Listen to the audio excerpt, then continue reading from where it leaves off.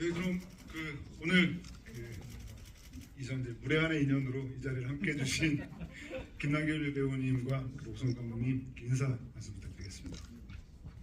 네, 안녕하세요. 영화 리볼버의 감독 오승훈입니다. 반갑습니다. 안녕하세요. 무례한에서 정세곤을 맡은 김남길입니다. 반갑습니다. 오승훈 감독님 오늘 유난히 굉장히 신나 보이시는데요.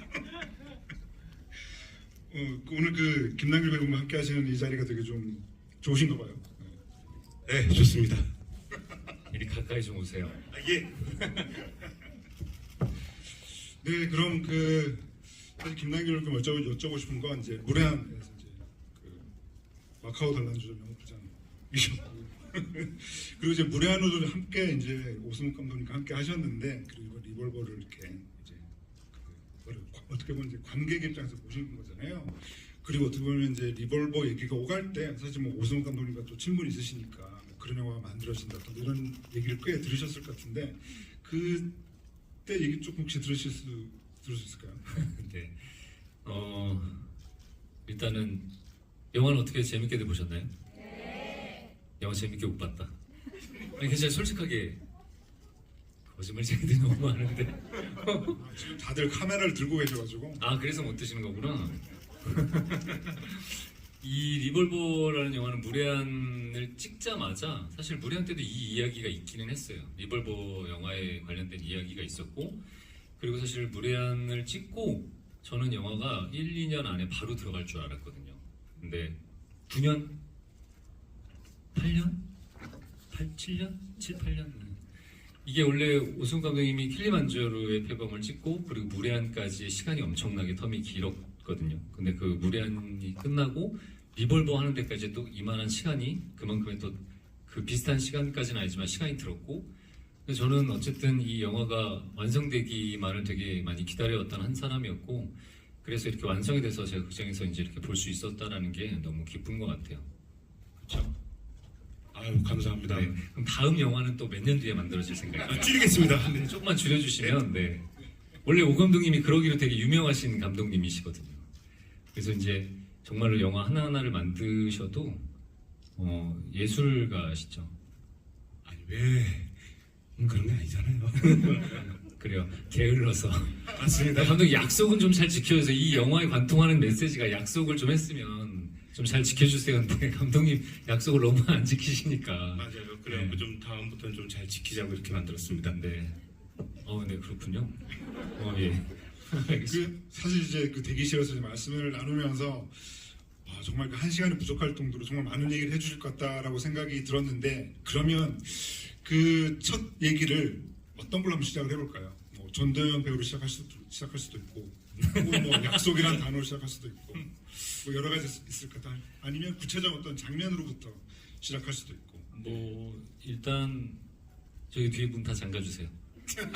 문 닫아주시고 오늘 여러분들 화장실 갔다 오실 분들 미리 갔다 오시는 게 뭐 제가 사실 이쪽 일을 하는 이 여기에서 제가 사실 투머치 토크로 굉장히 유명하기 때문에 전 리볼버를 보고 할 얘기가 되게 많아서 사실은 오늘 한 시간이 되게 부족하다라고 생각했는데 근데 오늘 괜찮으신가요? 네 그럼 오늘 네 오늘 밤새도록 하겠습니다. 리볼버로 필리버스터라고 생각하시면 될 것 같습니다. 이제 편집장님도 계시고 감독님도 계시는데 저는 제가 이제 어떤 장면으로부터 먼저 시작할까라고 여쭤보셨는데 그 전에 그냥 제가 봤었을 때 이 영화의 사견을 좀 말씀드리고 싶은 이유는 저는 이 영화가 나왔었을 때 굉장히 반가웠어요. 물론 어떻게 보면 이 시대하고는 좀 안 맞는 영화일 수도 있다라는 생각이 들어요. 근데 요즘 이제 뭐 OTT나 자극적인 것들이나 좀 더 직접적인 그리고 쇼츠가 되게 많이 유행이 되고 쇼츠에 좀 익숙해져 있는 시대 이런 시대에 만약에 오수 감독님이 요즘 시대에 맞춰서 발빠르게 이제 대응을 하면서 뭐 짧은 호흡과 그리고 빠른 커트로 들어가는 이제 영화를 만약에 리볼버를 만들었으면 좀 실망스러웠을 텐데 꾸준하게 이제 이런 장르를 또 만들어주시고 이렇게 완성을 해서 너무 저는 개인적으로 되게 반가웠고 그리고 영화의 다양성 이런 영화가 지금 되게 굉장히 컨텐츠 뭐 전체적으로 나라가 어렵잖아요. 경기도 사실은 굉장히 안 좋고 컨텐츠가 만들어지는 것들이 사실 많이 줄어들고 있는 와중에 이런 영화를 만들 수 있다라는 것들에 대한 용기 그리고 꿋꿋하게 자기 자신이 하려고 하는 이야기를 할 수 있는 것들이 너무 대단하시다라는 생각이 들었고 그리고 이 자리에는 안 계시지만 무엇보다 이런 영화를 투자하고 제작할 수 있는 뚝심 있는 사내피처스의 한재혁 대표님께 굉장히 존경과 감사의 말씀을 전해드리고 영화를 투자하신 플러스의 관계자 여러분들께 저 다음 영화 할 때 좀 투자해 주셨으면 참 감사하다라는 생각 했습니다. 그래서 저는 그런 의미에서 또 이런 영화를 장르적인 다양성에 대해서 여러분들이 선택을 해주시고 이 자리에 와주셔서 리볼버를 봐주셨다는 것 자체에 영화를 굉장히 사랑해 주시는 분들이구나라는 생각이 들었고 무례한 때도 제가 사실은 그런 얘기를 했지만 오승욱 감독님 작품 오승욱 감독님 작품뿐만 아니라 좋은 작품은 시간이 흐르면 흐를수록 좀 짙은 향기가 나는 작품이라고 생각을 했어요. 좋은 작품이라는 거. 근데 오승욱 감독님은 사실은 그렇게 시간이 좀 지나면 지날수록 박수를 받는 작품을 만드는 예술가라는 생각이 그때 들었는데 네. 제가 그 정도는 아닙니다. 네, 그렇죠. 그렇게 그래서 이 자리에 와주신 분들의 이제 예의를 네. 가만히 계세요. 네.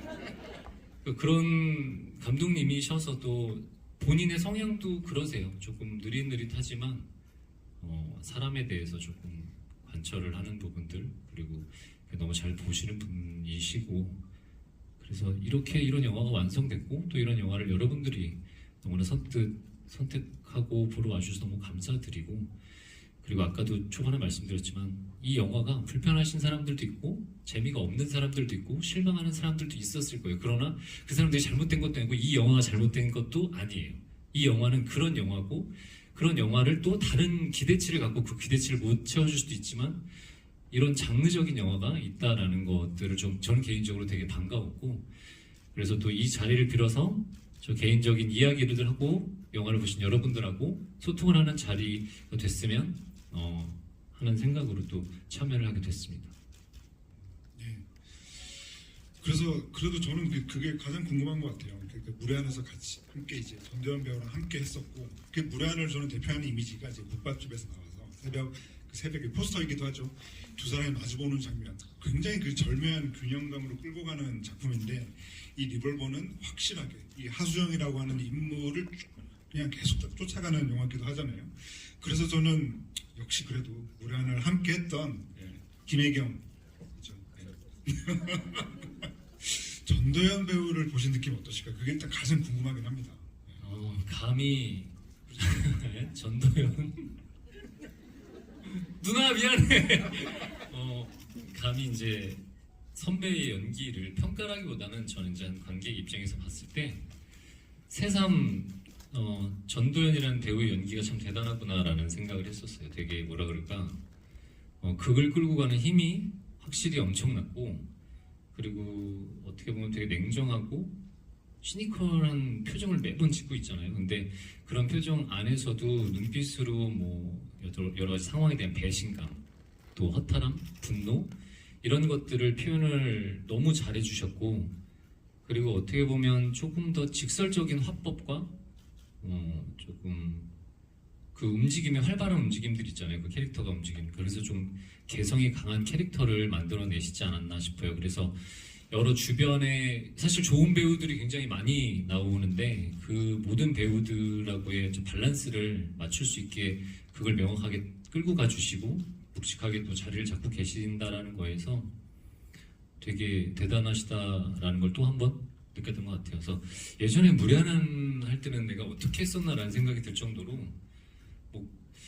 저도 그때보다 지금이 더 성장을 하고 매번 작품할 때 연기할 때마다 그런다고 생각을 하고 하지만 저는 진짜 도연 누나가 더 대단하다고 느낀 건 그 경력과 그 지금 사실은 계속 이 자리에서 독보적인 존재로 자리를 잡고 있음에도 계속 진화하고 계시는구나 라는 생각이 들어서 대단하다라고 생각이 들었습니다. 혹시 또 그 작품에서 유난히 기억에 남는 어떤 전도연 배우의 어떤 표정이나 혹은 장면이나 이런 거 혹시 있으실까요?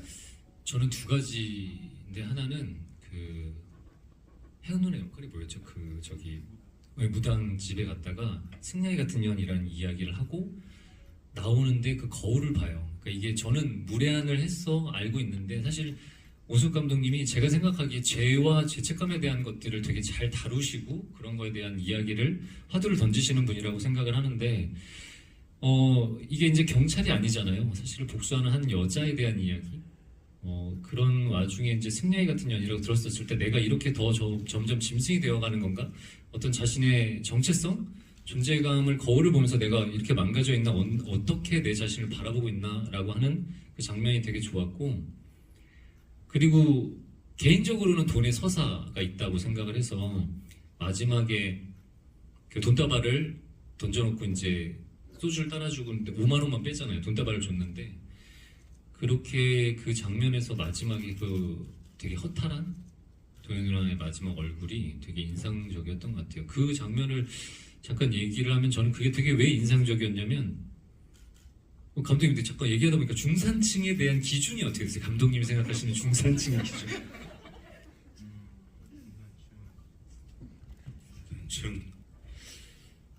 일단 좀 자기 집이 있어야 되는 것 같다는 생각이 좀 들어요.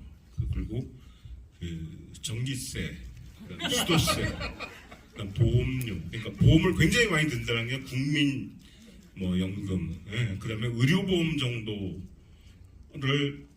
걱정 없이 좀 내고, 그다음에 애를 낳아서 애를 갖다가 학교에 보낼 수 있는 정도에 너무 이렇게 힘들어하지 않는. 그러니까 저는 중산층이 아니죠. 이제. 제가 이 질문 드린 게 그러니까 그 돈의 서사라고 얘기를 한 게 그 돈다발을 줬었을 때 나는 이만큼의 돈을 가져본 적도 없지만 이만큼의 돈이 필요도 없어. 그러니까 내가 딱 쓸 만큼만 있으면 돼라는 느낌에 그만큼의 돈을 가져간다고 생각을 했어요. 개인적으로 해석할 땐. 그래서 당연히 받아야 될 돈이라고 생각을 해서 받았지만 우여곡절 끝에 그 다 가지고 났었을 때의 허탈함들 그런 걸 표현했는데 그 중산층을 감독님한테 여쭤본 이유가 그 10억짜리 아파트하고 7억에 대한 현금을 보상을 받았잖아요. 그래서 사실은 그 기준이 어떤 걸까라는 궁금증이 있었어요. 왜냐하면 예전에 제가 직장인들이 생각하는 우리나라의 중산층의 기준을 보니까 되게 구체적으로 나와 있더라고요. 뭐 몇 평짜리 아파트, 자가 아파트와 뭐 몇 cc 자동차, 그리고 예치금 얼마, 그리고 해외 여행을 1년에 한 번씩 가볼 수 있는 여러 가지가 있어요. 뭐 물론 나라마다 중산층의 기준이 조금 다르기는 한데 그렇게 있는 거를 보고 감독님이 어떻게 뭔가에 우리가 그 중산층의 어떤 악다군이 쓰고 있는 이 사회에 대한 이야기를 하고 싶으셔서 그 기준을 그렇게 잡으신 건가? 15억 아파트와 7억짜리의 그 현금 그 기준을 어떤 것 때문에 그러셨는지 그게 궁금하더라고요.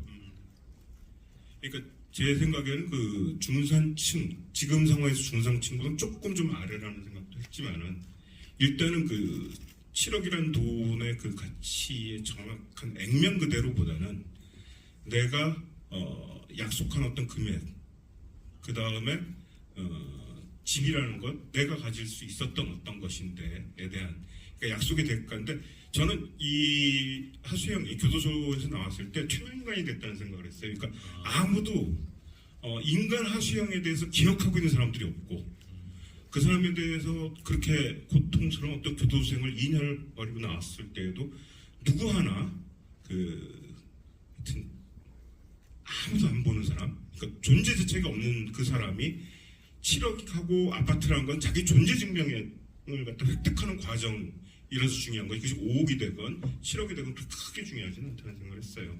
그걸 찾는 것, 그리고 하수영이 하수영이 되는 것. 그 맨 마지막 장면은 하수영이 이제는 자기 존재가 이제 투명 인간에서 자기. 근데 굉장히 씁쓸하고 허탈하게 여기까지 온 것이라는 생각을 했죠.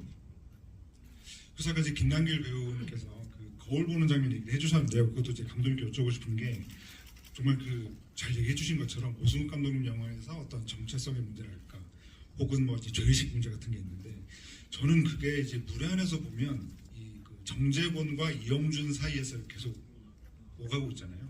그러다가 이제 후반부에 이제 그 소변 냄새 맡는 장면이 저는 어떻게 보면 저는 그 거울 보는 장면 같은 그런 느낌이라는 생각이 들었는데 그것과 이제 대응할 수 있는 장면이 아까 이제 말씀해주신 그 거울 장면 같아요. 그래서 그 장면 감독님께 좀 여쭤보고 싶습니다.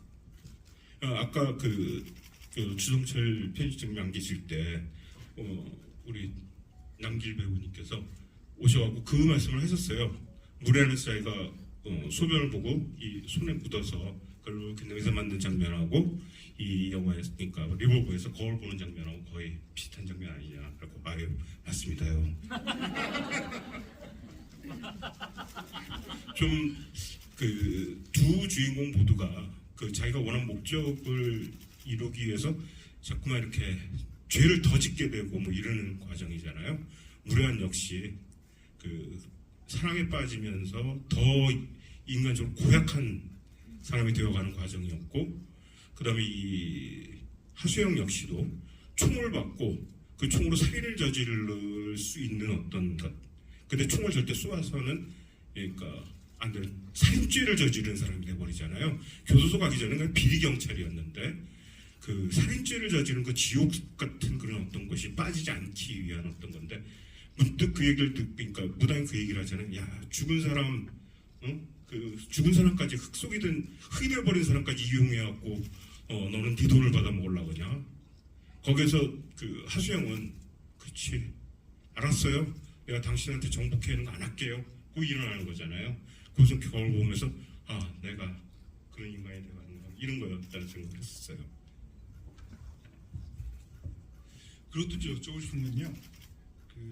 또 이제 무례한 얘기를 하게 되는데 무례한의 그 오프닝 장면이 바로 이제 형사 정재범 김나를 배우이 어딘가로 계속 걷는 장면을 쭉 보여주잖아요. 꽤 길게 보여주는데 그리고 이제 무례한의 그 김혜경 같은 경우도 이제 제가 그러니까 전도연 배우의 첫 촬영이 그 새벽에 정재곤을 포함한 형사들이 이제 차 안에서 이제 잠복을 하고 있을 때 그 이른바 뭐 새벽 출근이라고 했었을까요? 이렇게 걸어가는 장면이 첫 촬영이라고 들었는데 그때 그 모습을 본 고수홍 감독님이 아 진짜 김혜경이 걸어오는 것 같다. 그때 느낌 확 왔다라고 말씀해 주시더라고요. 그러니까 제가 이 얘기를 드린 이유는 이것도 이제 정말 그 아까 이제 그 배우님께서 너무나 잘 얘기해 주시는 것처럼 뭔가 그 감독님의 어떤 뭐 고전미라 그럴까 굉장히 좀 유니크한 매력이라고 하면 역시 그 인물들이 걷는 장면 내가 좀 굉장히 정서가 많이 담기는 것 같아요.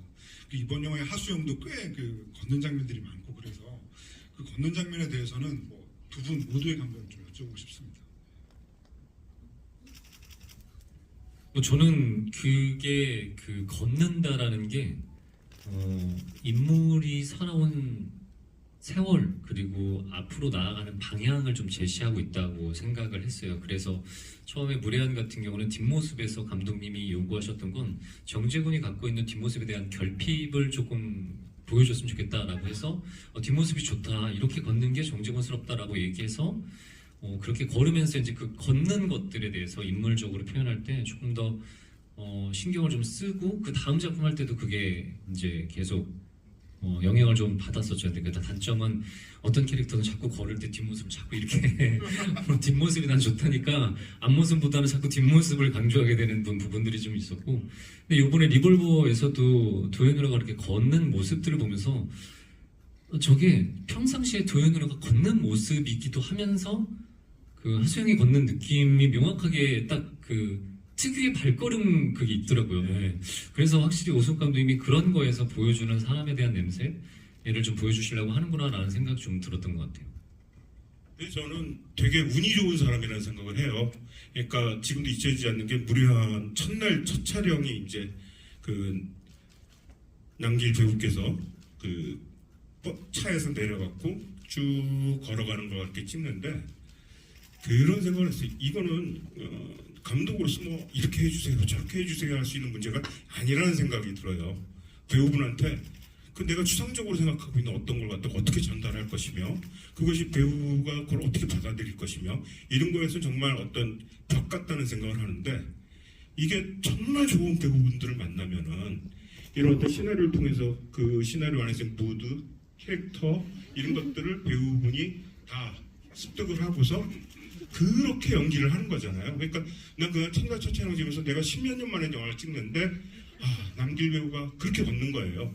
그럼 결핍 있게 얘기해 주세요, 연기해 주세요 이런 것도 사실은 다 찍고 난 다음에 칭찬하면서 약간의 결핍도 있고 그다음에 약간 댄디함도 있고 너무 잘하셨어요 뭐 이런 거지. 이거는 정말 되게 어려운 문제예요. 내가 어떻게 이렇게 해달라 저렇게 해달라 추상적인 거를 갖다가 얘기가 가능하지 않다고 생각하거든요. 전달도 안 될 것이고, 그러니까 이렇게 해주시고, 그 다음에 요번에도 그러니까 걷는 거 이런 거에서 제가 특별하게 주문을 안 해요. 배우분이 이렇게 해주실 거에서 그렇게 가는 거. 근데 안 되면 큰일이지만 정말 좋은 배우분들이어서 내가 생각하는 것 이상의 어떤 것들. 그러니까 저는 이제 시나리오 쓰면서 뼈다귀만 쓴다고 생각해요. 뼈다귀. 근데 이 김남길 배우건 전도연 배우님이건 두 분 다 뼈다귀가 있는 그 생선에서 근육이 붙고, 그 다음에 지느러미, 그 다음에 반짝반짝 빛나는 비늘이 붙고, 그 다음에 혈관이 통하고, 그 다음에 헤엄쳐 나가는 거라고 생각이 들더라고요. 전 정말 운이 좋죠. 네. 근데 감독님도 그렇게 얘기해 주시지만 사실 감독님 시나리오에 여백 감독님 작품이 그렇잖아요. 이렇게 영화가 보면은 우리가 이 시대하고 좀 안 맞을 수 있다라고 제가 저번에 얘기한 것처럼 호흡이 조금 느린 부분들이 그 시나리오에서도 그 여백이 있고 감독님이 그렇게 주문을 하시지 않더라도 생각할 수 있는 여지가 되게 많은 시나리오자 또 영화 작품으로 나왔었을 때이기 때문에 배우가 고민을 많이 할 수밖에 없는 작품이라고 생각이 들고, 그리고 감독님이 이렇게 배우들을 이야기하시면서 칭찬을 해주시지만 되게 깔끔하시게 뭐 감히 잘 모르지만 연출이 정말 깔끔해요라고 이제 우스갯소리를 둘이 있을 때는 깔끔해 잘 써 막 이렇게 뭐 이렇게 얘기하지만 그게 왜냐면 적재적소에 타이트한 얼굴이 들어가기도 하고 그냥 루즈한 샷에 배우들이 그냥 들어와서 연기를 하고 또 그 공간 안에서 빠져나가고 이런 걸 가만히 지켜본다라는 건 그만큼 배우에 대한 믿음이 또 있다라는 얘기거든요. 그 같이 작품을 하는 연출자가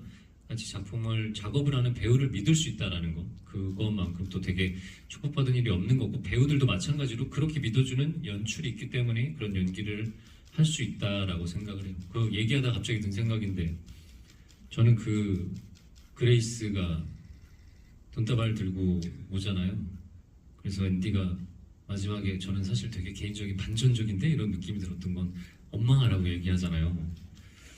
저는 거기서 사실 막 소름 끼쳤던 게 그 그레이스랑 앤디랑 막 서로 주고받고 하는 대사를 들으면서 정말 우리 엄마랑 나랑 하는 대사 같지 이런 생각이 좀 들었거든요.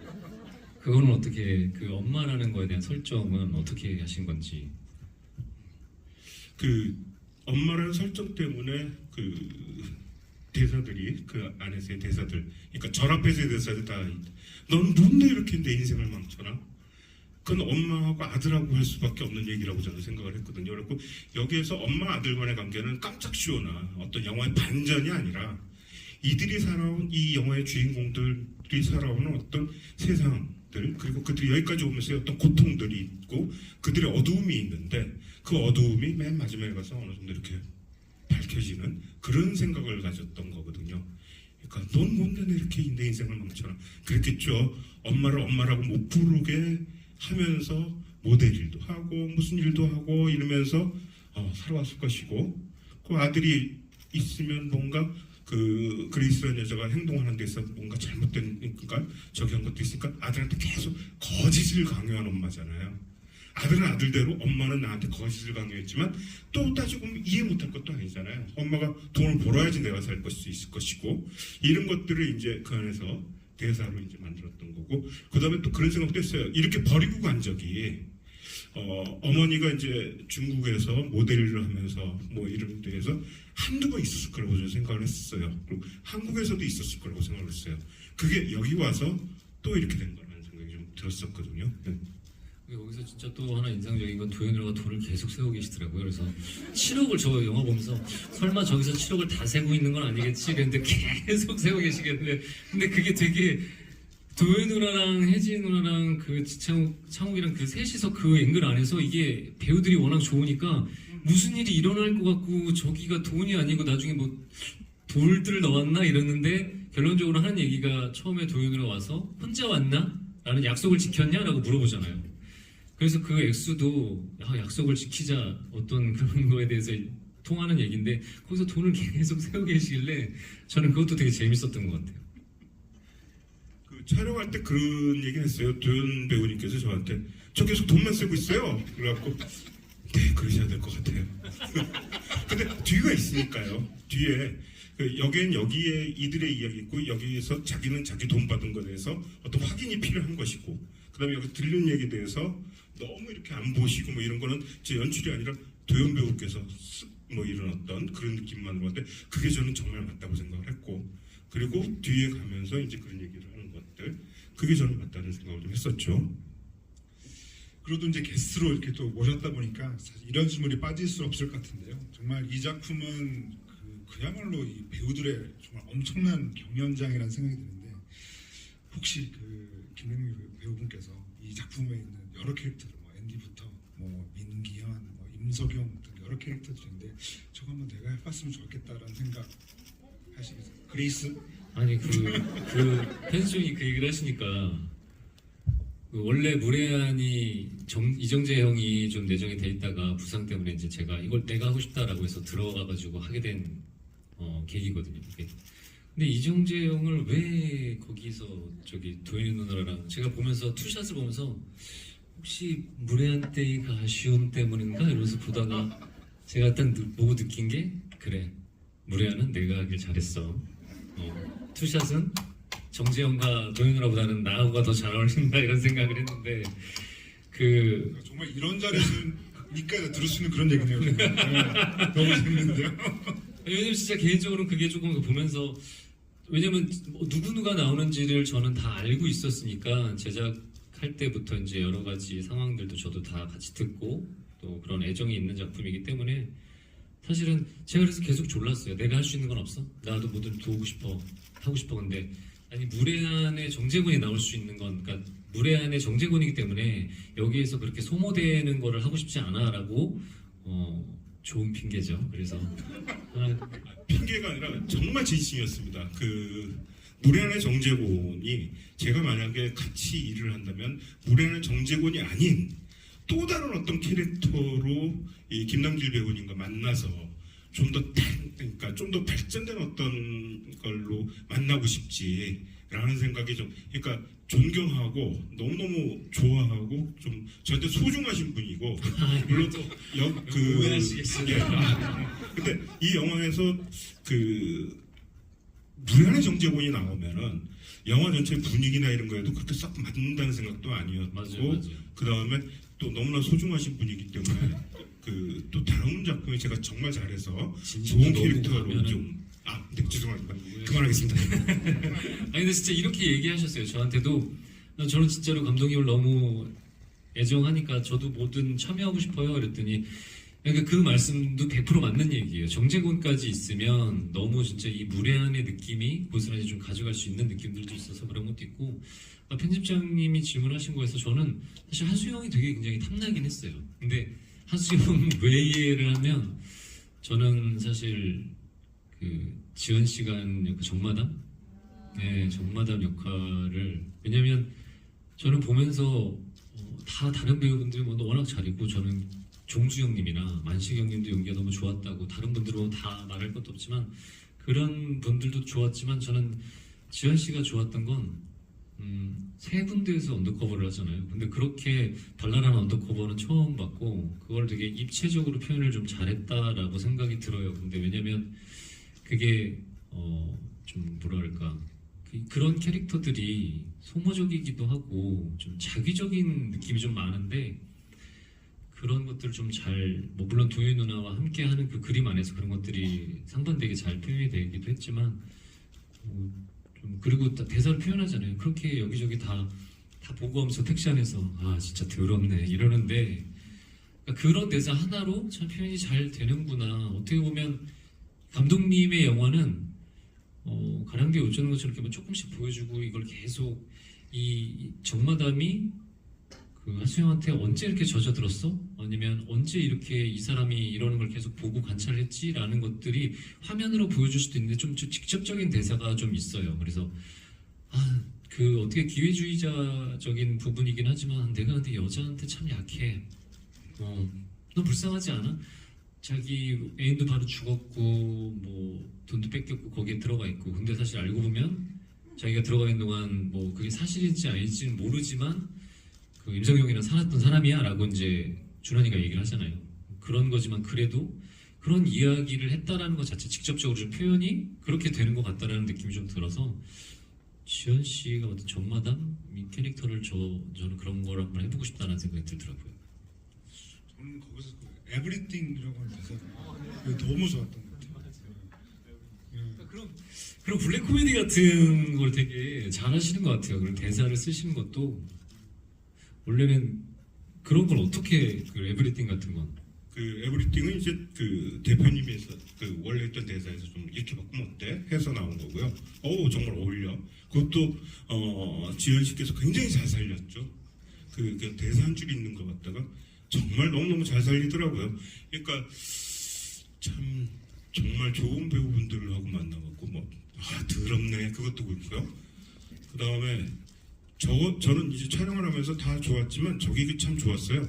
그 위스키를 갖다가 물에 그러니까 얼음에 확 넣어갖고 어떻게 보면 굉장히 비싸고 소중한 것일 수도 있는데 그다음에 임소경이 선물한 건데 정마당 입장에서는 자 별거 아니야. 자 이거 이렇게 막 먹어도 돼.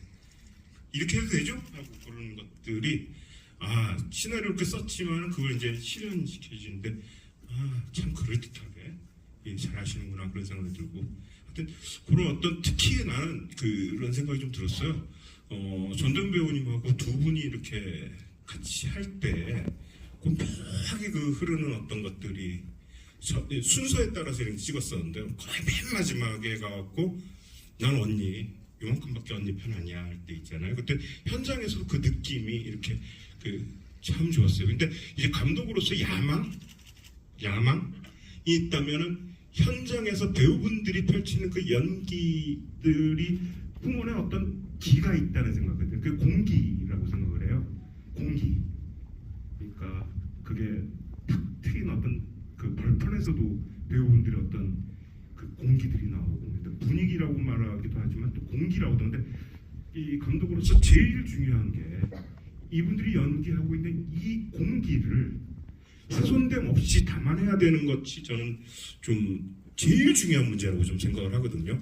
그것을 정말 잘해보려고 노력을 하고 그러니까 이제 무례한 때도 그런 어떤 공기를 담아내기 위해서 굉장히 노력을 했었고 또 이 두 분들의 어떤 연기 그 공기 그 분위기들 이런 것들을 잘 좀 담아내고 싶었고 이번에도 또 근데 이제 무례한하고 조금 다르게 이번에는 얼굴 클로즈업을 굉장히 많이 썼어요. 근데 촬영을 하면서 그렇지만은 이 영화는 얼굴의 영화라는 생각을 했어요. 그러니까 배우분들이 얼굴에 카메라 좀 가까이 대서 그 배우분들의 그 미세한 근육 떨림들 아주 살짝 그것들을 관객분들께서 봐주시면서 거기에서 미세한 감정들의 변화가 관객 여러분들께 이렇게 가랑비에서 이렇게 스며드는 그런 영화였으면 했어요. 그리고 맨 마지막에 가서 그 방파제에 갔을 땐 그것이 어느 정도 확 해소되는 그런 어떤 느낌이었으면 좋겠다는 생각을 해서 사실 이 영화는 얼굴의 향연이다라는 생각을 했고 근데 그거는 배우분들이 워낙 잘하시고 또 시나리오 쓰여있고 이런 것들을 너무 잘 해석하셨고 크게 연기를 안 하시고 정말 이렇게 연기하시고 이런 것들이 어떤 취미 분파가 되게 많은 거죠. 감독님이 그렇게 얘기하셔서 저도 사실 그런 부분들이 좋았다고 말씀을 드리는 게 적재적소에 타이트한 아까도 말씀드린 것처럼 그 얼굴 샷이 되게 좋았고 그리고 그 미장센이라는 게 기교를 많이 안 부리고 요즘은 되게 스타일리시한 부분들을 찍으려고 하는 것들이 많은데 아까 말씀드린 그 앵글 안에 툭 그냥 배우들이 자유롭게 들어왔다가 연기하고 또 자유롭게 나가고 그런 부분들이 정말 좋았던 것 같아요. 그래서 그런 여백의 미덕이 또 있는 영화지 않나 싶습니다. 그리고 그 남길 배우님께서 여러 질문들을 오늘 많이 해주셨는데 그 이제 영화 보시고 또 재관람까지 하시고 그러셨잖아요. 진짜 그 오 감독님 만나면 진짜 이거 꼭 물어봐야겠다고 생각하셨던 게 혹시 더 있으실까요? 저는 아까 개인적으로 표현한 것처럼 저는 그게 궁금했었어요. 그 회사가 이스턴 프로미스잖아요. 근데 제가 옛날에 이스턴 프로미스를 찾아보니까 그 예전에 그 영화가 있어서 혹시 그건지 궁금하고 우리가 약속에 대한 어떻게 보면 그 지금 시대에서 우리가 최소한의 도리 그냥 약속을 했으면 좀 지켜주세요라는 게 그냥 어떤 한 인간적인 거에 대한 세상 기본적인 도리인지 아니면 좀 세상에 대한 이야기 던지는 메시지를 하고 싶으셔서 이스턴 프로미스로 지으신 건지 그게 좀 궁금하더라고요. 원래 그 회사 이름이 있었는데 대한민국에 똑같은 이름의 회사가 있었고 그 회사에서 못 쓰게 했어요. 그래갖고 그 촬영은 다가오는데 계속 고민하다가 이스턴 프로미스라는 그 데이비 크로넨버그의 영화가 있잖아요. 그래갖고 이런 어떤 그레이스나 이런 사람들이 하는 짓이나 이런 건 부동산 투기, 그러니까 투자라고 말은 그럴싸하지만 중국적으로 들어가고 계속 여기서 땅 사면서 투기하고 뭐하고 하면서 계속 불려나가고 그걸 과정에서 방해가 되는 사람 제거해버리고 뭐 이런 걸로 이렇게 어마어마하게 그냥 빨리 커버리는 회사인데 이런 회사의 이름이 이스턴 프로미스? 그러면 이거 되게 좀 아이러니하고 재밌지 않아? 라는 생각을 했어요. 겉만 번들하게 이스턴 프로미스라고 해야 되지만 뒤에서는 근데 많은 부분 또 그런 것들이 좀 있고요. 그래서 그래 이스턴 프로미스를 진짜 하고 지었어요. 뭐가 되는 것 같아요. 안 좋았던 거나 이런 거는 그 다음에 그런 거에서 막 좀 신경을 굉장히 많이 쓰고 한 건 이렇게 바보처럼 싹 지워버렸네요. 기억이 안 나요. 뭐지? 그것도 그 정재영이 총 맞았을 때의 그 총알 맞는 위치가 총알 맞는 위치는 그 대표님하고 막 얘기를 하다가 둘이서 거의 동시에 얘기하는 거 있잖아요. 짠 것도 아닌데 칼리토에서 알파치노가 총 맞는 그걸 둘이 똑같이 얘기했어요. 그래갖고 이건 칼리토라는 영화를 워낙 좋아하기도 하고 파치노라는 배우도 좋아하고 근데 좀 이런 것도 있었죠. 그 얼굴이 막 상하고 뒤가 터지고 막 이렇게 되는 건 아닌 것 같았어요. 영화의 진행상 분위기상. 그래서 좀 더 근데 여기는 좀 싫더라고요. 워낙 많은 영화에서 이렇게 되고 그래서 여기를 했었죠. 여기 이쪽일 수 없는 건가요? 네, 이쪽일 수도 있는 거잖아요. 그렇죠. 네, 그렇죠. 누가 죽인 거죠, 정재영은? 그 이스탄 피로미스에서 이제 고용한 킬러라고 생각을 했습니다. 그러니까 전문 킬러. 저는 정재영이 이렇게 씩 웃길래 이게 아는 사람이 왔다가 아는 사람이 쏴서 죽였다라고 생각을 처음에 했었거든요. 그래서 아는 사람인가 그래서 준환인가 이렇게 생각을 했었는데 이스탄 프로미스에서 보낸 누군가의 그냥 고용된 근데 김유단 배우 그러니까 신영사는 사람을 죽일 그릇은 안 되는 사람이라고 생각을 해요. 그리고 그 맨 마지막에 이제 그 하수영을 쏘지 못하는 것도 애초에 라스트를 그렇게 정하지는 않았고요. 시나리오를 이렇게 써나가면서 신영사란 캐릭터가 만들어지고 그 다음에 신영사 캐릭터를 만들 때부터 고백을 했다 차였던 그리고 고백을 했다 차이고서 거기에 앙심을 좀 어느 정도 갖고 있기도 하고 뭐 여러 가지 감정이 있는 그런 남자를 좀 그리고 싶었어요. 근데 그렇게 해서 쓰고다가 라스트에 이르렀을 때 자연스럽게 그렇게 나왔다는 생각이 좀 들었어요. 그럼 일종의 데이트 폭력인가요? 아니 그 거절을 실패한 데이트 폭력. 아니 그러니까 저기 프로포즈를 했는데 거절하면 그렇게 앙심을 품고 쿨하지 못하네요. 이 영화에서는 어떻게 보면 몇 명을 제외하고선 다 쿨하지 못한 인간들이잖아요. 특히 민기영 같은 경우에도 과거의 어떤 그런 것들 때문에 검도부에서 정말 자기가 사랑하는 임석영이가 있는데 임석영이 범죄의 길을 빠져들고 이거는 하수영이 검도부에 들어와고 둘이서 이제 눈이 맞으면서 떠나고 이상하게 앙심을 품는 좀 다 꼬여 있는 남성들도 많고 꼬여 있는 여성들도 많고 그러니까 인간 군상 자체가 좀 그렇다는 생각을 했고 그래서 라스트에 갔을 때는 이들이 전부 다 이스턴 프로미스가 있는데 마곡이에요. 그래서 마곡, 그다음에 강남 이런 데에서 살던 사람들이 갑자기 산속으로 툭 들어왔을 때는 이 사람들이 여기서 내가 뭘 어떻게 해야 될지 그런 어떤 난처한 상황. 그러니까 예기치 않은 데서 나오니까 우스꽝스러워지는 거잖아요. 특히 그레이스 같은 경우에 평생 휠체어를 끌어본 적이 없는 사람인데 하수영은 좀 끌어봤을 거라고 생각을 했고 근데 휠체어를 끌어본 적도 없는 사람이 이 파쇄석이 깔려있는 이 절에 왔을 때 휠체어 미는 게 정말 어렵거든요. 한 번도 안 끌어본 사람. 근데 거기서 그 몸무게에 자기 아들을 갖다가 이렇게 끌고 나갈 때 계속 이게 바퀴가 빠지고 그 다음에 이제 그레이스의 하이힐을 갖다가 클로즈업 하나 잡은 걸 보시면은 하이힐 이게 계속 푹푹 빠져요. 정말 많이 빠져요. 그러니까 그런 것들. 이 그레이스도 역시 정말 난처한 공간에 와갖고 그러니까 블랙 코미디는 일부러 웃기려고 한 것이라기보다는 돈도 없으니까 이상한 놈들 데리고 온 거고 이래갖고 다 우스꽝스러운 상황 그런 게 만들어졌다는 생각을 좀 했었죠.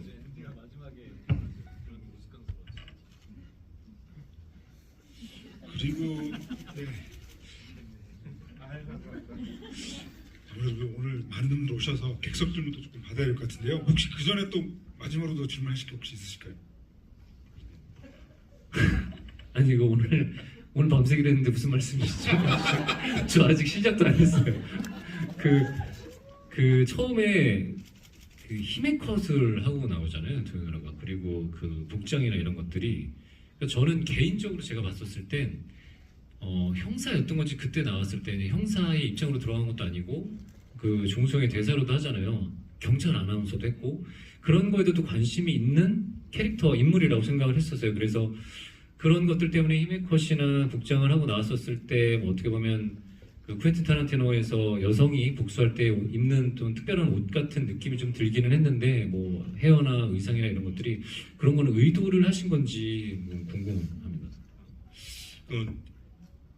이미 그 영화 처음에 이제 이 흉터를 보여주면서 시작을 했는데 하수영이 이제 경찰에서 좀 마음이 떠나고, 그러니까 제가 이렇게 여러 경찰분들의 인터뷰를 봤는데 이렇게 크게 상처나는, 그러니까 아마 칼을 찔러 들어올 때 이렇게 해서 막았겠죠, 어깨로. 그래서 저희가 나갔는데 그런 굉장한 어떤 그 공황 또는 어떤 마음의 그 병이 든다 그러더라고요. 하수영은 그 마음의 병을 갖다 이기지 못하면서 이제 어떻게 보면 도피 비슷하게 그 경찰청의 그 아나운서가 되고, 그러면서 복장이 그렇잖아요. 그 경찰 같지 않은 복장으로 그 회상 장면에서 등장하잖아요. 그랬다는 생각을 했고, 그렇게 그 좀 경찰의 마음이 좀 떠난 사람처럼 그런 어떤 그 설정을 좀 했었고요. 그다음에 교도소 안에서는 교도소의 그 여성 교도소들 같은 게 이제 미용실이나 이런 것들이 굉장히 미용들을 많이 하는, 그러니까 머리도 거기서 다 하고 그런데 거기서 저는 그런 생각을 했어요. 그 당시에 이제 트와이스 모모도 하고 뭐 이렇게 막 이래였고요.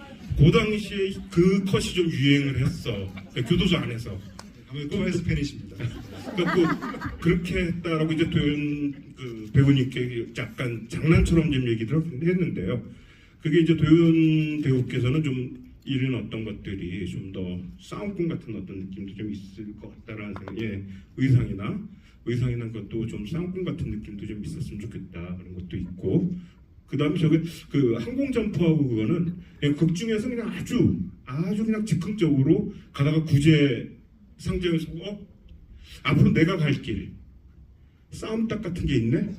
그래 하고 그냥 아주 즉흥적으로 그냥 들어가고 옷을 갈아입는 거라서 크게 뭐 저긴 아니었지만, 이제 그 저 같은 경우는 시나리오 쓰면서 도현 배우께서 이제 항공 점퍼에 블랙진을 입고 그다음에 그 앵클 부츠를 신고 이렇게 한번 만난 적이 있었는데 그때 되게 인상 깊었어요.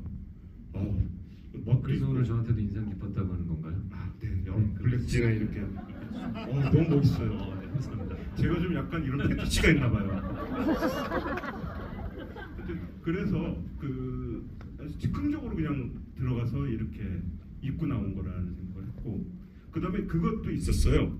뒤에 가서는 머리를 확 묶어버리는데 그게 앞에서 그렇게 하고 오다가 뒤에 가서 이제 산에 들어갈 때 묶는 그 느낌이 굉장히 좋았다는 생각을 했어요.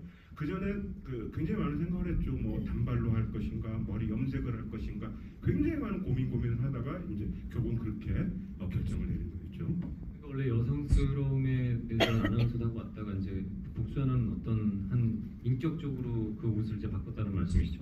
그럼 이 자리를 빌어서 트와이스에게 한마디.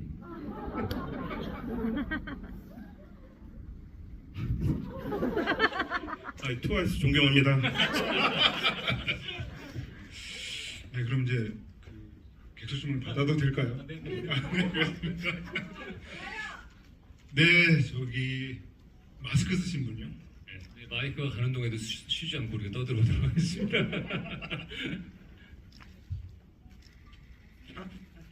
네, 영화 잘 봤습니다. 그 마지막에 전도연 배우와 전혜진 배우가 그 절 마당에서 인지를 교환하고 이제 합의를 한 다음에 각자 갈 길을 떠나가잖아요.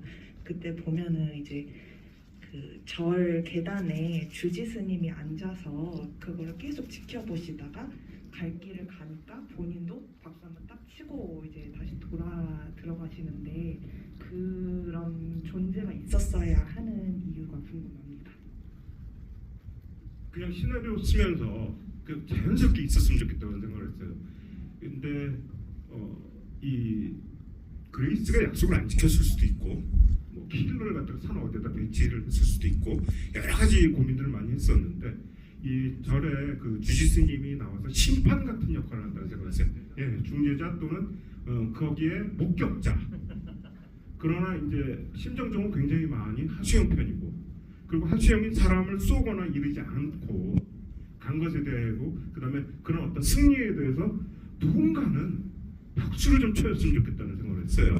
그러니까 하수영의 인물이 돈, 아파트 때문에 그 저주 같은 총을 받잖아요. 그 뭔가 좀 삐뚤어진 그 선배가 너 이 총 사용하지 않고선 절대 너 돈 못 차릴 거야, 이런 어떤 느낌으로 그 총, 그걸 결국은 절대 안 쓰고, 쏘긴 쓰지만은 사람을 죽이는 데 쓰지 않고 마지막까지 안 쓴 것, 그러니까 사람 탈생을 안 하고 이런 어떤 것. 그 다음에 하수영이 맨 마지막에 뱉어낸 말, 그게 어떻게 보면 협박이기도 하지만은, 그래 나도 네가 어떻게 해서 여기까지 이런 끔찍스러운 자리까지 왔는지 알아. 그래 너도 끔찍한 삶을 살았을 거야.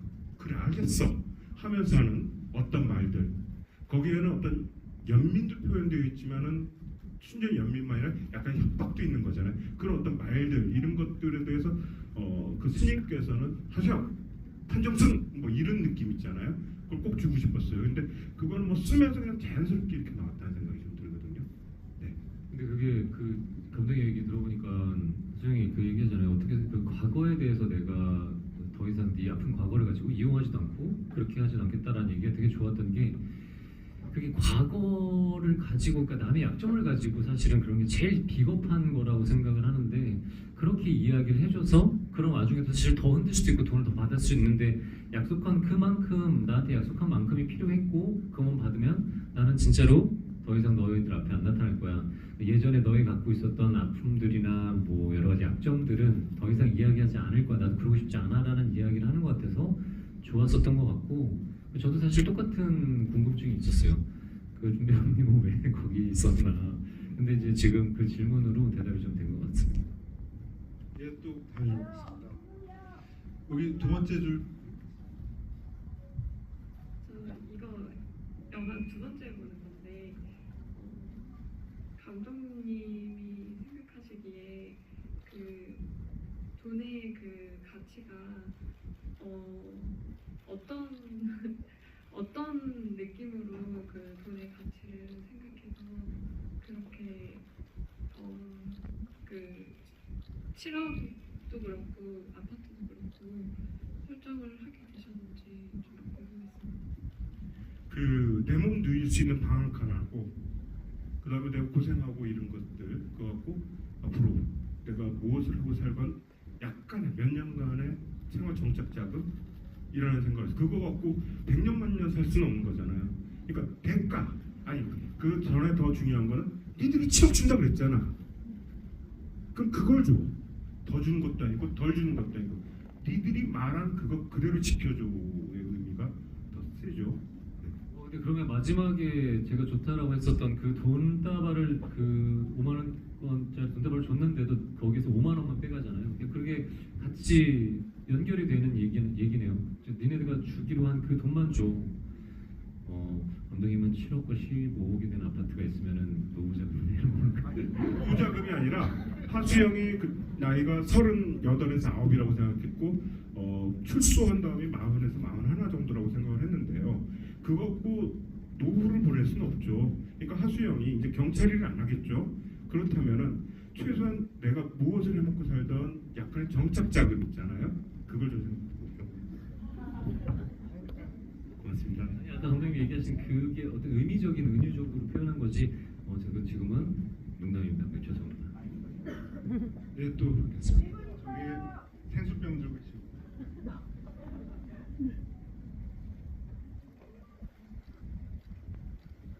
우선 무례한을 너무 좋아하는 팬으로서 리볼버도 너무 재밌게 봤습니다.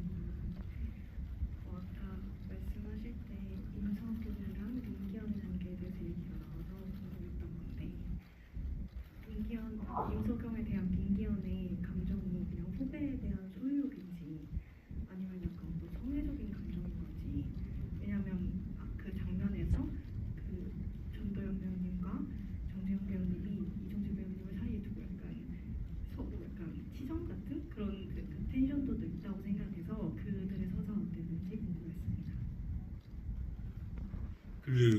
이 검도부 출신 사수와 부사수 관계라고 생각을 했어요. 그러니까 검도부에서 주장과 부원의 관계와 형사 일을 하면서 사수와 부사수의 관계. 그러니까 거의 직업적으로 굉장히 끈끈한 파트너의 관계라고 좀 생각을 했거든요. 그러니까 자기가 갖고 있던 검도 기술 전부 다 전수했고, 자기가 아는 형사 기술 전부 다 전수했고, 그런데 이제 비리 경찰이 될 줄은 몰랐던 거죠. 자기와는 다르게. 그러니까 사람에 대한 실망 때문에, 예. 그러니까 감독님 얘기한 좀 그 인터뷰에서 보면 가장 그 죄를 지었을 때 제일 먼저 무너지는 게 믿음이다라는 이야기를 한 것처럼 사람에 대한 믿음이 무너졌기 때문에 그거에 대한 배신감 때문에 그렇게 얘기를 한 거죠. 그러니까 집착하는 게 어떤 좋아하는 사이, 뭐 사랑하는 사이 이런 게 아니라. 그리고 또 그랬을 때 이 사람이 병에 걸렸고 죽기 얼마 직전이니까 굉장히 삐뚤어져 있고, 아니, 어떤 분들은 굉장히 좋은 어떤 말년, 그러니까 죽기 전까지 이렇게 되지만 또 이분 같은 경우는 너무 강직하게, 너무 검도부 주장을 검도 선생으로서 너무 강직하게 살다 보니까 이 죽음 앞에서 굉장히 더욱더 삐뚤어지는 그런 분들도 많다고 하더라고요. 그리고 그런 캐릭터로 생각을 했는데, 그런 어떤 민기현과 임성의 관계는 그것이 틀어진 걸 갖다가 하수영 쪽에다가 이 삐뚤어지니까 망상으로 하수영을 자꾸 원망을 해버리는 그런 쪽의 상황이었다는 생각을 했습니다. 근데 진짜 궁금해서 그러는데, 그러면 검도하신 분들은 다 그렇게 대쪽 같고 막 되게 강인하고 이런 것들의 인물들이 대부분인가요? 이제 조사를 계속 많이 하다 보니까 안 그러신 분도 굉장히 많지만은 검도라는 검도하시는 분들 중에 그런 분들이 꽤 많다는 얘기를 좀 들었어요. 그러니까 잘 얘기하셔야 돼요. 왜냐면 잘못하면 검도하시는 분들은 다 그렇게 다 그렇지는 않은데 그러니까 이게 그런 분이 꽤 FM적으로 되게 많아요. 대쪽 같고 딱 지킬 것들에 대한 규칙에 대해서 죄나 어떤 양심의 가책을 느끼는 것들을 좀 안 하려고 하고 근데 모든 사람들이 검도를 안 해도 다 그래요. 특히 감독님! 죄송합니다. 좀 그거에 강박이 있다. 이건 말이 잘못. 근데 감독님이 그렇게 조사를 하면서에 대해서 듣고 이제 임팩트적인 느낌들을 가지고 캐릭터를 좀 확장을 시키시는 스타일이셔서 그렇게 이제 얘기를 하신 거니까 혹시 대한검도협회 여러분들은 오해 없으셨으면 바라겠습니다. 네, 또 저기 까만색 예, 안녕하세요. 저기 다름이 아니라 원래 임석용이 살해당하는 장면이 원래는 배우분이 직접 촬영을 하셨고 그 부분이 원래는 편집본에 들어갔다가 영화 상영되면서 잘렸었다고 들어가지고 오늘 사실은 그 배우가 누군지 궁금해서 물어보려고 했는데 김남길 배우님께서 이미 그 부분에 관해서 질문하셔서 감독님의 의사를 알았기 때문에 별도의 질문을 드리고 싶은 거는 그 앤디 캐릭터에 대해서 질문을 드리고 싶습니다. 앤디 캐릭터가 이제 시나리오 상이 시놉시스 상에서는 향수의 미친 개라고 나오고 있는데 실질적으로 그걸 보면 미친 개라는 거는 누구나 다 알 수 있는데 향수의 미친이라는 이 부분에 대해서는 사실 크게 보이지가 않는 부분들이 있고요. 그 부분에 대해서도 약간 캐릭터 설정을 듣고 싶고 또 그리고 마지막 부분에서 이제 엄마가 이제 그레이스가 왜 자기 인생을 다 망치려고 하냐 하는데 이제 앤디도 엄마 때문에 내 인생이 다 망가졌다라고 이제 항의를 하는 부분이 있잖아요. 그리고 버리지 마 하고 엄마가 시킨 거를 자기는 다 했다. 그래서 저는 사실 임석용을 죽인 거는 맨 처음에 신형사라고 생각을 했다가 그 부분의 대사를 듣고 알고 보면 앤디가 이 그레이스를 이 자리에 올리기 위해서 본인이 모든 다 더러운 일을 해서 그에 따라서 약을 먹고 이런 부분에 있어서 본인의 인생이 다 망가졌다고 생각을 하는데 그러한 부분에 대해서 앤디 캐릭터에 대해서 좀 설명을 듣고 싶습니다. 네, 그렇게 생각하실 수도 있다는 생각이 들어요. 앤디가 향수 뿌린 미친 개라고 얘기한 것은 이제 어떤 돈 많고 호구대도 멀쩡하고 그다음에 잘생기고 그다음 옷 입은 것도 전부 다 명품만 걸치고 그렇게 뭔가 어떤 부분 젠틀하고 뭔가 댄디하고 이런 느낌이 있지만 지 이익이나 아니면은 어떤 곳에 가서는 좀 깽판도 부리고 근데 그 뒤에는 항상 어머니라는 배경이 있으니까 이렇게 마음 놓고 하는 그런데 이제 산속에 가서는 어머니가 그 돈을 안 주고 그 다음에 이 임석영이 일을 하고 있는 것을 잘못한 것 때문에 이렇게 좀 방치되어 버리니까 돈도 없고 그 자기 자력으로 뭔가 끌어온 사람들은 정말 별 볼 일 없는 사람들이고 이런 어떤 것인데 저는 그 향수 뿌린 미친 개라는 게 이런 식으로 생각을 했어요. 그러니까 내면의 어떤 것이 아니라 그냥 칙칙칙칙 뿌려갖고 이 안에서의 무엇. 그러니까 옛날 프랑스의 18세기, 17세기 같은 게 물도 귀하고 그러니까 이제 향수의 발달이라는 게 그 어떤 몸에서 나는 냄새나 이런 것들을 가리기 위해서 그런 건데 저는 향수 뿌린 미친개에서 그런 생각을 좀 했어요. 앤디 자신이 갖고 있는 너무너무 허약함, 그 다음에 어머니나 이런 돈 뭐 이런 거 없고 뒷배가 없으면 아무것도 못할지도 모르는 이런 어떤 것들을 향수나 이런 것으로 갑옷으로 좀 삼고 있지 않았을까 이런 생각을 좀 했죠. 예, 뒤에 마지막 질문이 뭐였죠? 그 저여져 드신 분이신가요? 네. 해주시죠.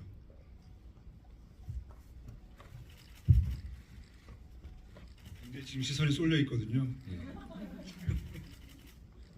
제가 지금 어제 처음 저희 이제 집에서 근처에서 한번 보고 여기 와서 지금 바로 전이랑 집에서 3번 봤거든요. 근데 이제 보다 보니까 그 3가지 정도가 궁금한 게 있는데 하나만 해주시면 하나만 해야 돼요. 감사하겠습니다. 중에서 그러면 그 보니까 영화 내에서 황정미라는 인물은 아예 처음부터 그냥 맥거핀처럼 등장도 하지 않게 이렇게 딱 설정을 하셨다는 거를 알 수가 있었는데 그 이정재 배우님 역할도 제가 볼 때는 약간 맥거핀이 아닌가 하는 생각이 들었고 그냥 두 번째 보면서부터는 좀 그랬거든요. 처음 봤을 때는 뭔가 나와서 하실 것 같은데 갑자기 죽어서 이게 뭐지? 이랬는데 두 번째부터 보다 보니까 이정재 배우님 약간 맥거핀 같은 역할인 것 같다라는 생각이 들더라고요. 근데 굳이 그 맥거핀 역할을 이정재 배우님 같은 그런 좀 이렇게 누가 봐도 뭔가 할 것 같은 그런 배우님을 캐스팅하신 어떤 이유가 있으신지가 되게 궁금했어요. 그 처음에 이정재 배우께서 해주시려고는 전혀 상상도 안 했고요. 근데 이런 건 있는 것 같아요. 이 시나리오가 영화화되는 과정에서 그 이정재 배우님께서 아주 흔쾌히 시나리오도 안 보고 그런 형사역이 있어? 그런데 스케줄이나 이런 것들은 그렇게 많이 나오진 않고 그럼 내가 할게 하면서 이 영화가 만들어지는 어떤 날개가 하나 달렸었거든요. 그러니까 이 영화가 지금 만들어서 이제 관객분들하고 이렇게 만나는 거에는 이정재 배우께서 그 해주신다고요. 그러니까 참 어떤 부분에서는 너무너무나 감사하고 그런 거죠. 저는 개인적으로 그 감독님이랑 이제 감독님이 이제 말씀이 좀 없으셔서 그러는데 이 아까에도 우리가 좀 의견을 나눴었을 때 맥거핀은 정재영 사실 맥거핀이라고 생각을 안 해요. 왜냐하면 그 박주영 같은 경우는 그럴 수 있는데 이 정재영 역할 같은 경우 명확하게 정재영 때문에 이제 수영이 시작이 발단이 되는 이야기들 명확하게 잡아갖고 그리고 그 도현우하고의 관계성으로 인해서 이루어지는 것들이 많았기 때문에 그게 이제 단순하게 그냥 맥거핀으로만 이용되는 역할은 아니지 않는다. 그리고 그랬으면 사실 정재영이 이제 또 이런 걸 참여를 하고 싶다고 하셨다고 하더라도 또 오승훈 감독님이 제안을 하셨다고 하더라도 그냥 그렇게 단순하게 소모되는 역할을 하시거나 또 그리고 부탁을 하시진 않았을 거라고 생각을 하거든요. 개인적으로. 그리고 이 이야기를 감독님하고도 사실은 우리가 제작되기 전에 그런 이야기도 한번 나눴었고 그렇기 때문에 저는 개인적으로 또 감독님하고 그 전에 얘기했었을 때 감독님은 제작이 되면서 여러 가지 이제 상황들이 달라지고 해서 좀 그러실 수 있지만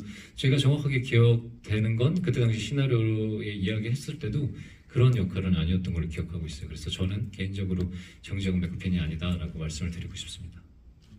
정말 궁금하고 있습니다. 했으니까 다음에요. 네, 하고 저분하고 이렇게 마무리하면 될 것 같습니다. 무례한과 같이 이번 영화에서도 전도연 배우님이 맡은 캐릭터가 이용당하고 배신을 당하는데 두 인물이 상황을 대응하는 모습에서 차이가 있었다고 생각합니다. 김남길 배우님과 오승욱 배우님이 생각하시기에 무례한의 혜경과 리볼버의 수영의 차이점이 무엇이라고 생각하시는지 궁금합니다. 무례한의 정재권하고 그 혜경의 차이라고 질문하셨나요? 하수영하고 근데 저는 무례한 이야기 자체가 무례한의 좀 톤 앤 매너가 비슷하긴 하지만 정재권은 좀 비겁하다라고 생각을 했어요. 그리고 간단하게 얘기하면 한수영 같은 경우는 이게 뭐 자신이 받아야 될 빚이다 아니면 어떤 죄를 지었다라는 양심에 조금 가책을 느낄 만한 일들을 해놓고 거기에 대한 조건들을 갖고 받아야 될 것들을 못 받았기 때문에 그냥 그거를 받으려고 하는 것뿐이야. 그냥 이게 어떤 능동적이냐 수동적이냐에 대한 인물의 차이, 그 차이가 있을 것 같고요. 그리고 그래도 그 명확한 건 비겁하냐 아니면 조금 앞으로 진취적으로 내 것을 찾으려고 나아가는 진취적인 것이냐라는 거가 있는 것 같아요. 그리고 정재건 같은 경우는 사실은 사랑에 대한 이야기, 내가 여태까지 사실 정재건도 예전에도 계속 그렇게 김혜경한테 했던 것처럼 그렇게 몇 번을 했었을 거라고 생각을 했거든요. 그래서 그 안에 몸에 있는 상처들은 그러면서 있었던 상처들이기 때문에 요번에도 또 그렇게 혼자 이루고 나서 돌아가서 그러잖아요. 나는 죄를 진 게 없어. 난 잘못한 게 없어. 사실 그것도 죄이지만 잘못한 게 없고 나는 그냥 내 할 일을 했을 뿐이고 너는 범죄자 N일 뿐이야 라는 이야기를 하면서 자신의 행동을 합리화를 하거든요. 그래놓고서는 나중에 새해 복 많이 받으라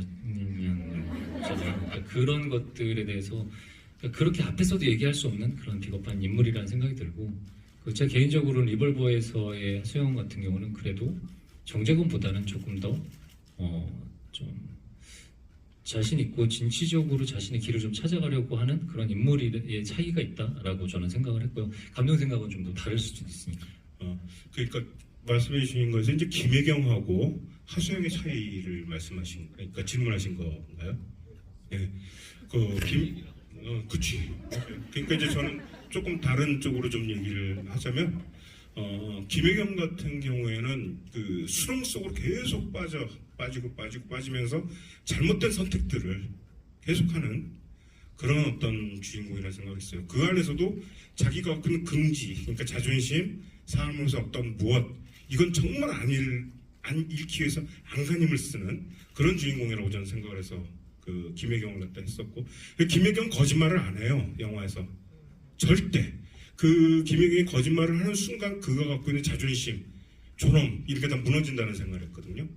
하지만 그 수렁 속에 이제 빠져서 계속 빠져들어가는 어떤 그런 인물이라는 생각인데, 그런 인물에 대해서 저기 시나리오를 쓰고 영화를 만드니까 다음번 할 때 어떤 주인공은 좀 그렇게 안 하고 수렁에서 계속 그 빠져나오려고 애를 쓰는 그런 주인공을 좀 하고 싶었어요. 그래갖고 그 집념, 그러니까 돈을 찾고 이런 어떤 거다. 그거보다 나아져. 내가 투명 인간이 안 되는 것에 대한 집념을 이에 꽉 물고서 앞으로 쫙 가는 그런 어떤 주인공을 그리고 싶었어요. 그래갖고 하여튼 수렁에서 확 빠져나오는 사람. 맨 마지막 장면은 온몸이 진흙투성이고 막 그냥 너무너무 힘들고 그러지만은 수렁에서는 빠져나온 사람이라는 그런 라스트를 이 영화에서 좀 하고 싶었습니다. 굉장히 그건 좀 차이점이 있다고 생각했습니다. 네, 이제 마지막 질문 받을 것 같은데 아까 저쪽에서 말씀하셨던 분 질문 받겠습니다. 편의점 기회 주셔서 감사합니다. 저 대사 중에 정마담이 그 신영사님한테 하는 대사 중에 예리하시네라는 대사가 있는데, 이 대사는 많은 분들이 아실 거라고 생각하지만 무례한에서 그 마카오 단란주점에서 이영준으로 위장한 정재군이 이제 들켰을 때 김혜경한테 예리하시네라고 허벅지를 두드리면서 얘기를 하는 부분이 나오는데, 이게 이스터에그를 고려하신 건지 궁금합니다. 그것까지는 아닌데요. 쓰면서 그 생각은 했어요. 이거 정재곤이 했던 대사네. 근데 되게 잘 어울리잖아. 그리고 썼어요. 알고 하셨다는 건 되게 흥미로운 지점이긴 하네요. 네. 감독이 무조건 이제 모아대 걸리면 예리하시네 이럴 것 같아요. 오늘 굉장히 정말 즐거운 시간이었고요. 끝났나요? 뭐 혹시 또 이렇게 계속 진행되다 보니까 더 하실 말씀 혹시 있으실까요? 할 얘기는 많지만 오늘 또 뒤에 상영 시간도 있고 오늘은 여기까지 해야 될 것 같습니다. 그럼 뭐 이어서 김남규 배우군 그리고 오승훈 감독님까지 마지막 인사 말씀 들어보겠습니다. 네, 리볼버 영화의 또 다양성을 찾아주시고 그런 작품이 또 만들어졌는데 너무 선택을 해주시고 보러 와주셔서 너무 감사드리고요. 이런 영화도 있어야 되고 이런 영화들이 사실은 계속 만들어져야 계속 발전이 있다고 생각을 해요. 이게 뭐 저희 영화나 또 방송 일을 하고 연기를 하는 사람들뿐만이 아니라 일반적으로 모든 일들이 다 그렇다고 생각을 하거든요. 근데 이렇게 또 개봉을 할 수 있고 여러분들이 이렇게 찾아와 주셔서 봐주셔서 너무 감사드리고요. 여기 계셔서 그냥 예의상 드리는 말씀이 아니라 이 리볼버를 보러 와주신 분들은 정말로 영화를 사랑해 주시고 또 저를 사랑해 주시고 오숙 감독님을 사랑해 주시고 한국 영화를 사랑해 주시는 정말 버팀목이 돼 주시는 그런 분들이라 여러분들을 위해서라도 편집장님도 그렇고 오 감독님도 그렇고 저도 그렇고 이 일을 하는 우리 모두가 최선을 다해서 소홀함이 있으면 안 되겠다는 생각을 오늘 여러분들 관객을 꽉 채워주신 관객 여러분들을 보고 또 그 생각을 했습니다. 여기까지 와주셔서 너무 감사드리고요. 저도 또 11월 달에 열혈사제로 찾아뵙도록 하겠습니다.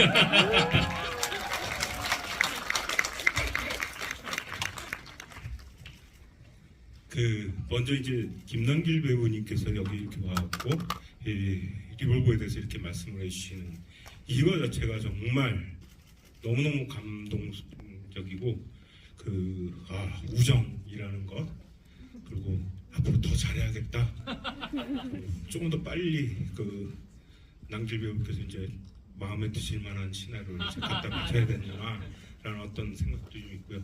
이런 어떤 우정이 너무너무 감사하게 생각되는데 또 한편으로 여러분들이 아까 2번, 3번 보시고 막 이렇고 또 오늘 이 자리에 와주시고 여기에 제가 보기에는 처음 보는 분도 계시고 또 2번 보시는 분도 계시고 그런데 이 선택에 너무너무나 감사하고 그 다음에 이걸 이제 약간 제가 조금 과다하게 해서 이것도 우정이다라는 생각을 했고 우리가 이렇게 우정을 맺게 됐구나 라는 생각으로 아까 무례한 보신 분이 또 그 우정이 여기까지 또 오고 그랬고 너무너무 감사하게 생각합니다. 이 선택에 대해서 너무너무 감사하게 생각합니다. 고맙습니다. 오늘 왠지 돌아가셔가지고 무례한 한 번 더 보실 분들 너무 많으실 것 같아요. 사실 저도 약간 그럴 생각이고요. 아무튼 오늘 너무 즐거운 시간 만들어서 감사드리고 그래도 마지막 또 이벤트라고 해야 될까요? 이 객석에 계속 앉아 주신 뒤에 2분이 그때 나가셔서 돌아서 단체 사진 찍도록 하겠습니다.